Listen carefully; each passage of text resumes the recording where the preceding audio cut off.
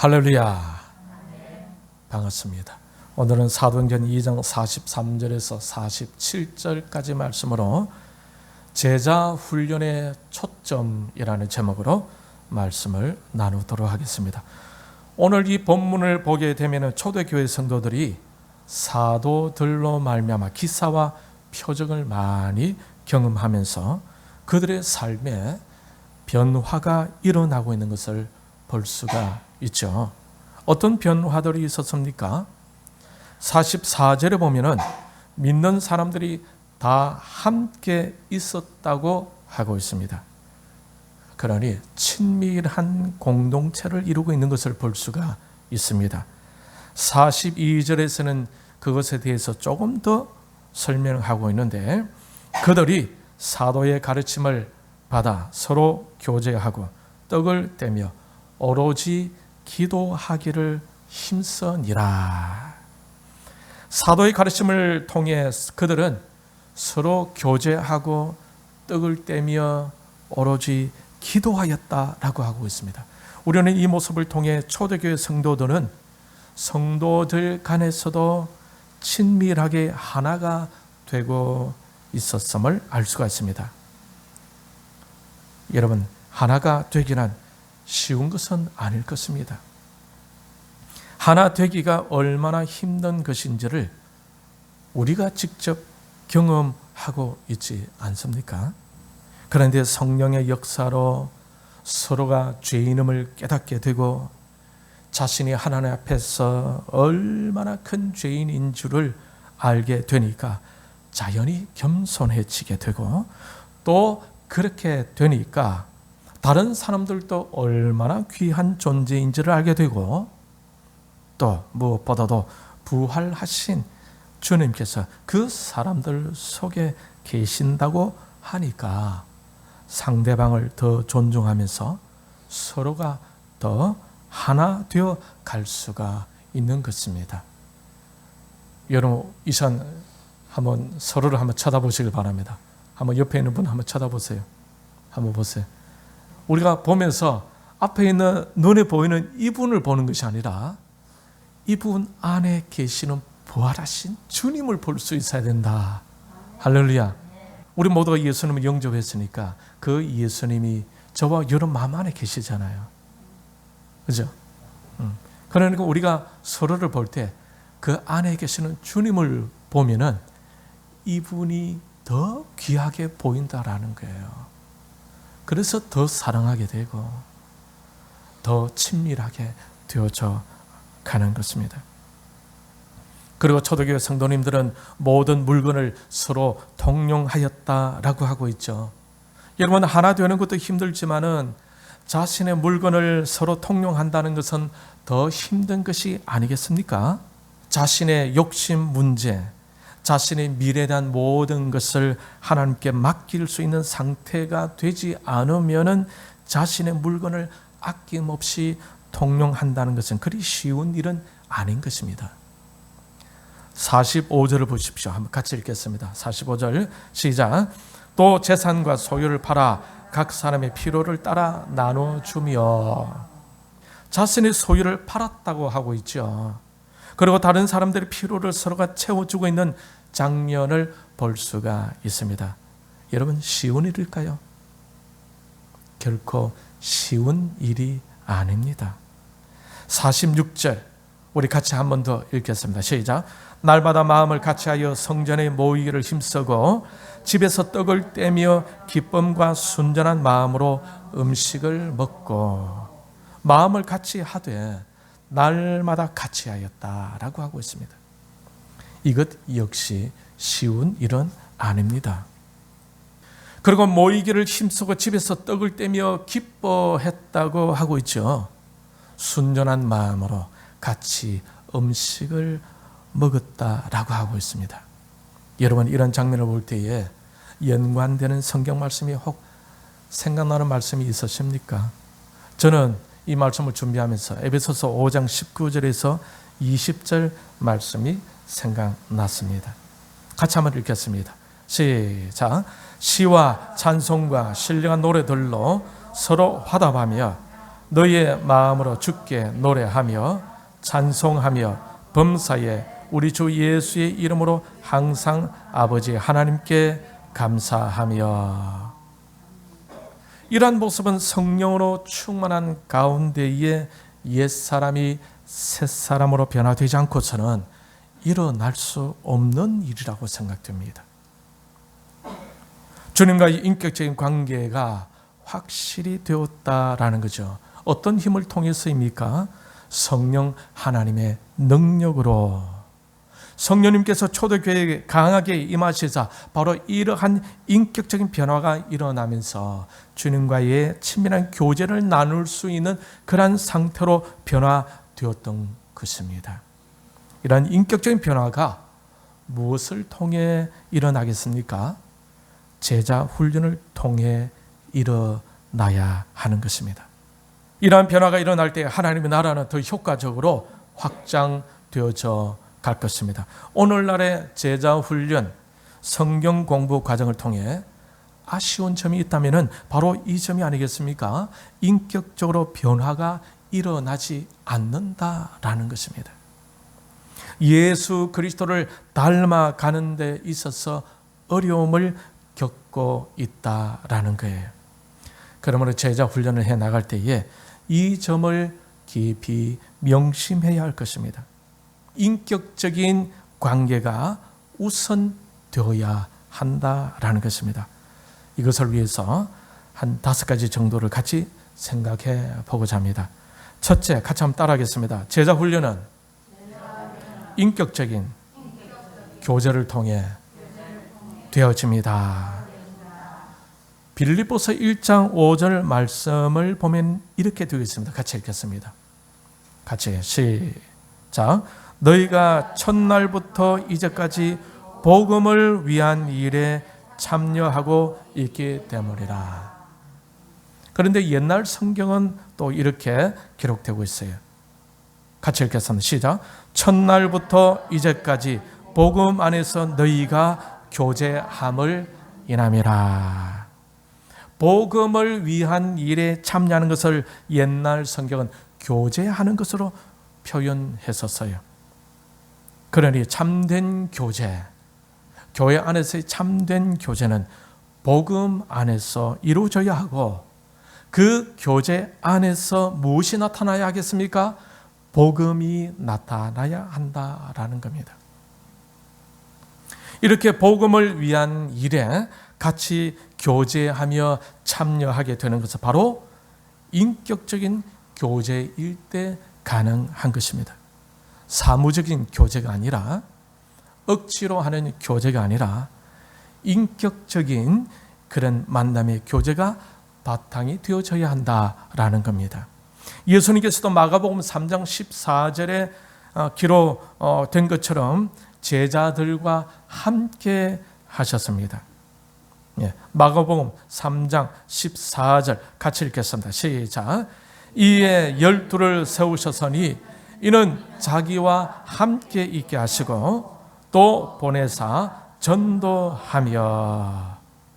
자기와 함께 있게 하시고, 이 방법은 제자들이 스승과 함께 살며 지식, 감정, 비전, 물질을 나누게 되면서 서로 간의 인격적인 관계가 깊이 맺어져 가게 된다는 것을 말해주고 있는 것입니다. 여러분, 고대의 교육은 어떻게 되어졌느냐? 바로 이러한 방법으로 되어졌습니다. 예수님 당시의 랍비 교육도 바로 이러한 방법이었어요. 제자들은 가능한 많은 시간을 스승과 함께 보내면서 생활 습관이나 방식까지도 전수받기 위해서 한 집에서 함께 기거하기도 했습니다. 어떤 랍비들은 제자들을 양자로 삼기까지 했다고 합니다. 제자들과 함께 하면서 제자들을 돌보고 그의 필요를 채워주며 실제적인 훈련을 했습니다. 훌륭한 선생은 이 세상의 어떤 교제보다 뛰어난 교제이며, 이 훌륭한 교제를 통해 배우기 위해서는 그 선생과 함께 있는 것이 가장 효과적인 모방학습이다라는 거예요. 그래서 우리 예수님께서는 제자들을 늘 함께 데리고 다녔습니다. 함께 생활했던 것입니다. 두 번째로 우리 같이 따라하겠습니다. 단순한 내용, 단순한 방법입니다. 오늘날 많은 그리스도인은 신학교 같은 전문적인 그런 기관에서 아주 높은 수준의 훈련을 받아야 하는 것으로 생각합니다. 하지만 실제로는 필요 없는, 쓸데없는 그런 가르침도 많이 있다라는 거예요. 또 방법도 너무 복잡합니다. 그런데 예수님의 가르침은 아주 간단했습니다. 그 방법도 간단했어요. 그렇기 때문에 우리가 제자 훈련의 교육 커리큘럼을 짤 때에도 어렵지 않고 쉽게 짜야 한다라는 것을 알 수가 있습니다. 너무 많은 내용과 복잡한 방법이 도리어 제자들을 혼란스럽게 만들게 하고 오히려 제자가 재생산되지 않는 경우가 있다라는 것입니다. 그렇기 때문에 제자 훈련의 교육 커리큘럼은 쉬워야 한다라는 것이죠. 셋째, 우리 따라합니다. 전도와 양육의 경험을 많이 쌓고 사역의 기술을 익혀야 합니다. 주님과의 인격적인 만남, 그리고 성도들 간의 인격적 만남이 이루어지지 않는다면 결국 자신 개인의 유익을 위한 만남이 되기 쉽다라는 거죠. 그리고 인격적인 만남 훈련과 함께 또 중요한 훈련이 바로 전도와 양육하는 경험을 많이 쌓는 것입니다. 제자 훈련의 사역 기술도 익혀야 한다라는 거죠. 이때 중요한 것은 무엇이냐? 바로 스승의 본입니다. 스승의 본입니다. 스승이 본을 보여주면서 시행착오를 줄이도록 지도하고 평가해서 격려해 주기도 해야 하는 거죠. 예수님께서도 공생의 기간 동안에 제자들은 성령의 능력을 받지 못해서 비록 확고한 비전도 없고 권능이 여전히 부족한 가운데 있었지만 그래도 주님은 그런 제자들을 보내어서 전도하게 하셨습니다. 그리고 사역을 부분적이나마 실제적으로 경험하게 했던 것입니다. 이렇게 경험을 쌓고 사역의 기술을 익히는 것은 제자 훈련에 있어서 매우 중요한 것이다라는 겁니다. 자, 네 번째로 우리 같이 따라합니다. 선발과 집중의 원리를 써야 합니다. 조금 전에 말씀드린 것처럼 제자 훈련은 어떤 훈련이어야 합니까? 전인격적인 훈련이다라는 거죠. 지정의 전인 교육이므로 대량으로는 참된 교육을 이루기가 쉽지 않습니다. 산업혁명 이후에 대량 생산의 욕심이 도입되면서 학교 교육이 그러한 형식으로 수용하게 되었습니다. 그러다 보니 교회마저도 대중 집회를 선호해 오고 있었던 것입니다. 그러나 그러한 대형 집회는 지식 전달은 가능할는지 모르겠지만 개인적으로 인격적인 사람의 감정과 의지를 변화시키기에는 한계가 있을 수밖에 없을 것입니다. 주님의 제자 훈련은 어떠했을까요? 마가복음 3장 13절을 보겠습니다. 같이 읽겠습니다. 시작. 또 산에 오르사 자기가 원하는 자들을 부르시니 나온지라. 자기가 원하는 자들을 불렀다. 주님께서 보실 때에 저 사람은 순종하면서 나의 일을 잘 이룰 수 있겠구나라는 그런 사람을 주님께서 뽑아서 부르신 거예요. 그렇게 해서 세운 제자가 몇 명이었습니까? 12명이었죠. 12명. 이처럼 예수님께서는 많은 사람들을 모아 제자 훈련을 시킨 것이 아니라 12명의 소수 인원, 주님이 원하시는 12명을 불러 훈련시켰다라는 겁니다. 그 후에 주님은 그 12 제자에게 집중하셨던 것입니다. 주님은 그들과 늘 함께 하셨다고 했죠. 잠잘 때도, 그리고 여행할 때도, 식사할 때도, 쉴 때에도, 기도할 때에도 우리 성경을 보면은 제자들과 함께 하고 있는 것을 볼 수가 있습니다. 주님 하시는 모든 일에 제자들을 동행하게 하심으로 영적인 교제뿐만 아니라 정신적인, 육체적인 그러한 접촉도 깊이 하셨어요. 그렇게 하면서 인격적인 교제에 치중하셨다라는 겁니다.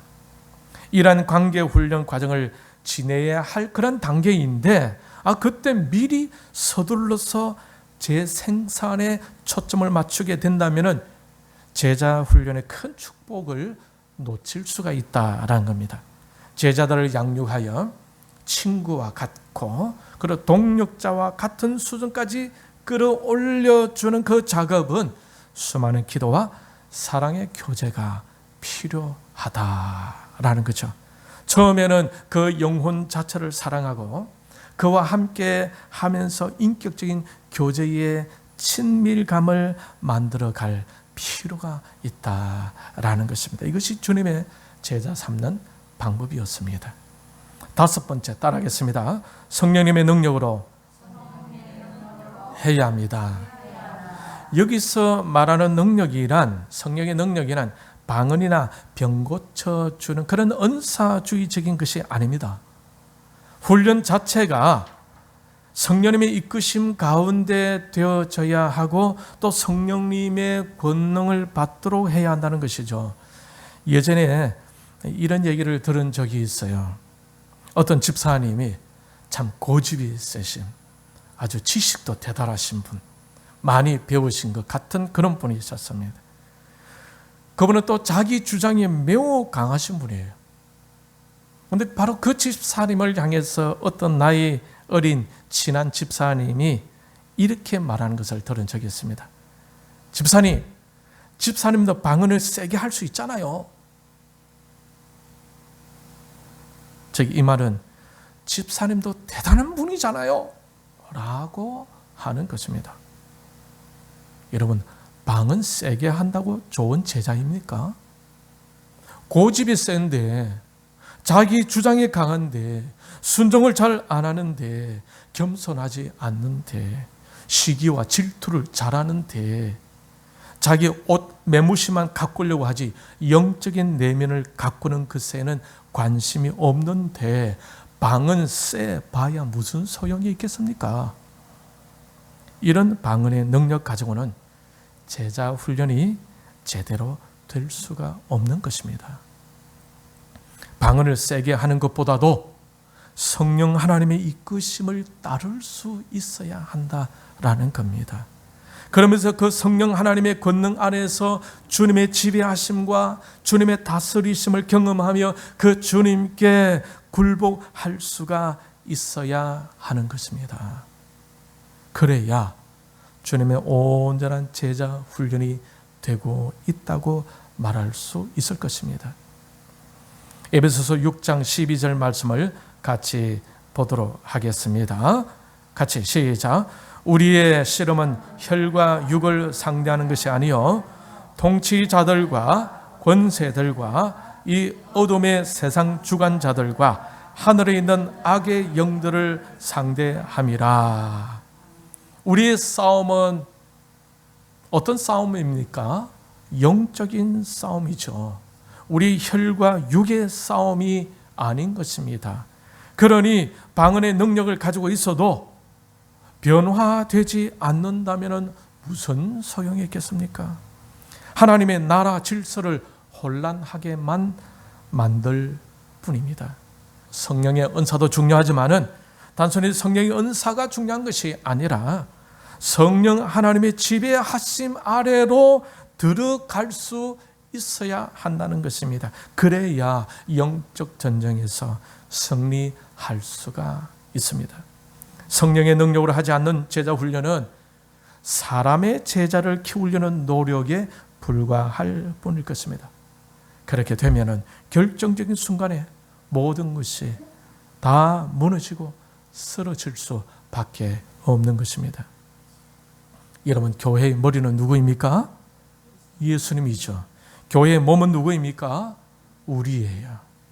그러니 그리스도의 몸된 교회, 즉 우리는 주님이 원하시는 평신도의 모습, 주님이 원하시는 성도의 모습을 회복하는 것에 초점을 맞춰야 하는 것입니다. 이것이 바로 제자 훈련인 것입니다.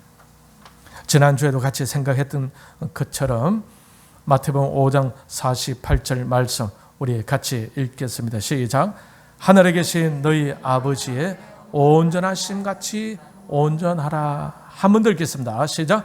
하늘에 계신 너희 아버지의 온전하심 같이 온전하라. 우리가 온전한 제자가 되어야 하는데 그 목표점이 무엇입니까?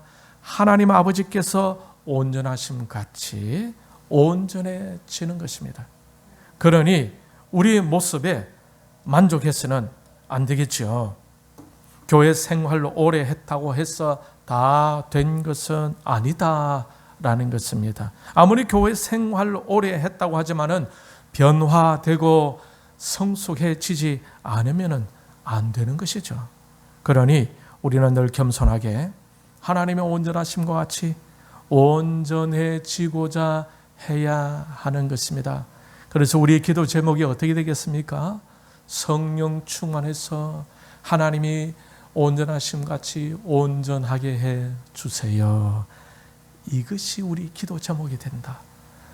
그렇게만 되게 되면 하나님께서 복을 더 주고 싶어 하시지 않겠습니까? 하나님께서 그를 더 이끌어 가고자 하시지 않겠습니까? 그러니 그들을 통해서 하나님의 기적이 일어날 수밖에 없는 것입니다. 그렇게 해나갈 때에 온전한 제자 훈련을 해갈 수가 있는 것입니다. 이것이 바로 예수님의 제자 삼는 초점이에요. 누가 제자 훈련을 잘 해갈 수가 있겠습니까? 예수님의 온전한 제자가 되어가는 성도가 온전한 제자를 만들어 갈 수가 있다라는 것입니다. 그러므로 먼저 제자 훈련에 성실하게 임하면서 변화되고 온전한 제자로 잘 훈련되어져서 하나님 나라에 귀하게 쓰임받는 저와 여러분이 다 되시길 바랍니다. 할렐루야. 여러분이 하나님으로부터 귀하게 쓰임받기를 축복합니다. 말씀과 기도와 전도 훈련에 성심껏 임하면서 주님의 제자로 거듭나고 제자 삼으라는 그 주님의 명령을 개인적으로 잘 실천해 가면서 하나님께 영광 올려드리는 여러분들 때문에 다른 사람들이 제자가 되어지고 여러분들 때문에 다른 사람들이 위로를 얻고 여러분들 때문에 다른 사람들이 하나님의 사랑을 경험하게 되어지는 가운데에 하나님께 영광 올려드리는 저와 여러분들이 다 되시기를 주님의 이름으로 축원합니다. 이 사람 우리의 말씀을 생각하면서